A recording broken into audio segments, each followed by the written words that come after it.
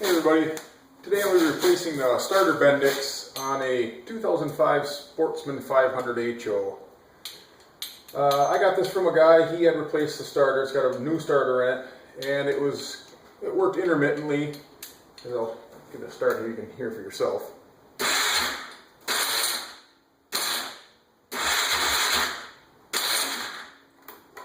So obviously something needs to be fixed there, and I had to report once, it is the bendix.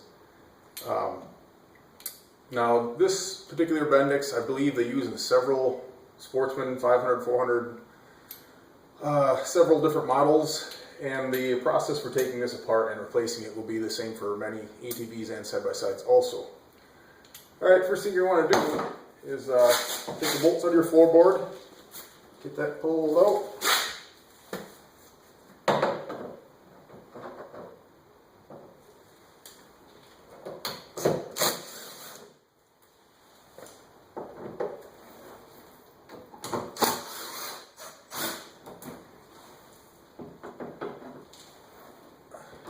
Four down here. Then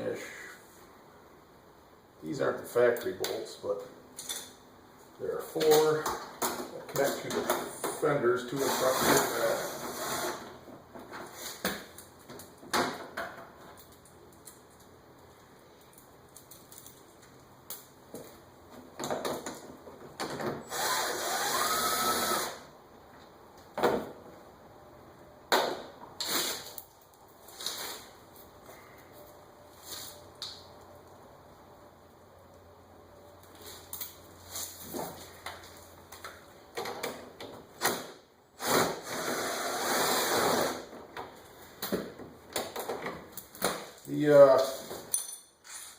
The bendix itself, I got off eBay. I think it's a Caltrex model.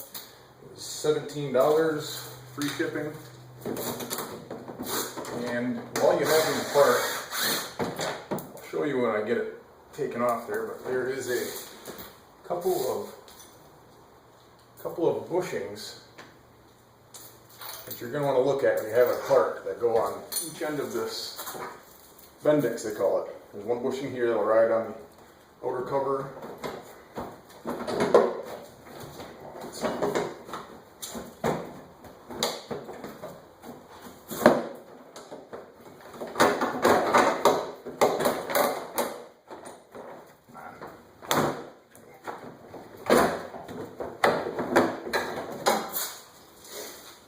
So there's one bushing that rides here on the outer cover. There's another bushing that'll ride on the inside, on the actually part of the crankcase. You're going to want to check those out when you get it apart, because I had one that was bad, and unfortunately you can only get them through Polaris. So the little tiny bushing that is in there is $20. It costs more than the bendix itself. Next, you're going to want to take, there's several bolts around the outside of your cover here. Start pulling those out.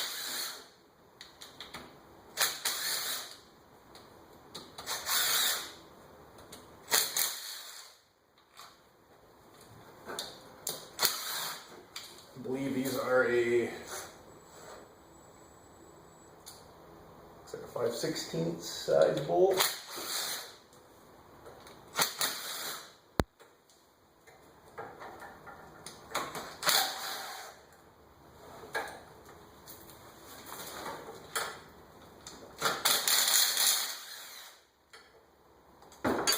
Alright, to get all those off, just pull it right off.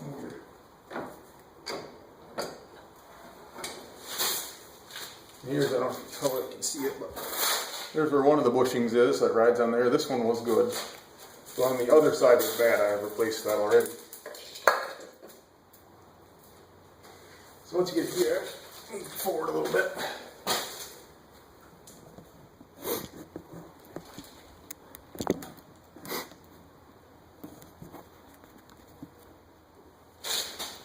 Alright, so you can take your bendix is, it just kind of wiggles it. It runs off the starter gear. Pull it out and wiggle it a little bit. You gotta watch so it doesn't catch on the flywheel there. Turn it to the side, it should come right out. Now, this one here's to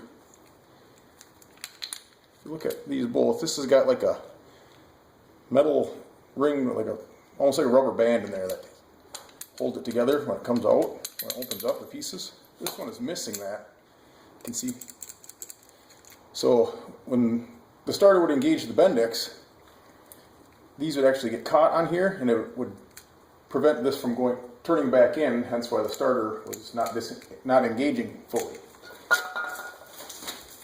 It's pretty simple. Take your new one, pull that one out, pop this one in, wiggle it in there a little bit. Now it's going to be the same process of removing as reassembling.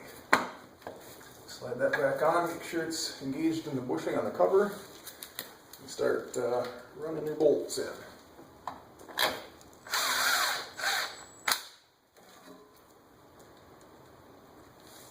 Now when it comes to these, I mean, there's no gasket here. It's not sealing any oil. So I don't really go by the manufacturer's spec or torque. I just tap them with my gun, and I usually give them a little touch with the hand ratchet, just so you can kind of feel what you got there. You don't just snug them up. It doesn't matter.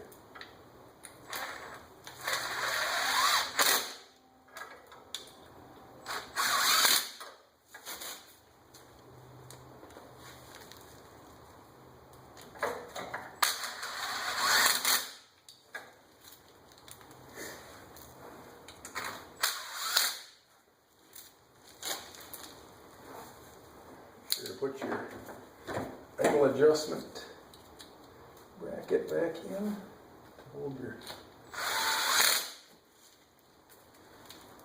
last one. Alright, we're going to go ahead and give it a try.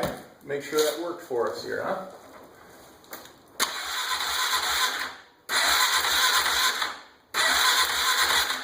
Works good.